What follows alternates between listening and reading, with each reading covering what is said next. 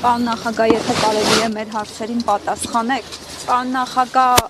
ձեր կարծիքով եկեղեցու շուրջ սկսված այս զարգացումները ինչ վտանգավոր հետևանքներով են հղի, որովհետև այդ սև ու սպիտակը կարծես թե նաև առաքելական եկեղեցու մեջ մտցրեցին իշխանությունը։ Եկես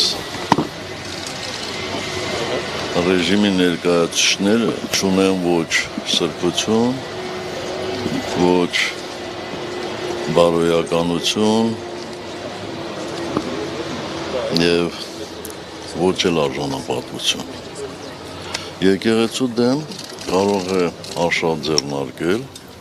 մարդ, ով ունի հոգեկան խնդիրներ կամ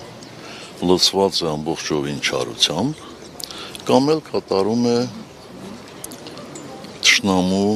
հանձնարարությունները։ Ինչ վերաբերում է Վեհապար Հայրապետին, ապա ես վստահ եմ, որ նա հաստատակամ է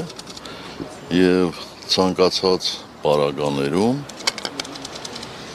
բարեխղճորեն կատարելու է իր ազգային և եկեղեցական ծառայությունները։ Բայց բոլորիս էլ հայտնի է,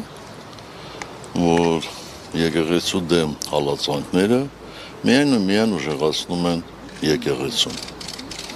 Այնպես որ համբերությամբ սպասենք։ Պարոն Սարգսյան, կիրակի օրը պատարագ է լինելու կարգալույծ եղածներ Արամն է հայտարարել, Փաշինյանն էլ մասնակցելու է կիրակի սուրբ պատարագին։ Դուք ձեր թիմից գնալու եք, չգիտեմ, այնտեղ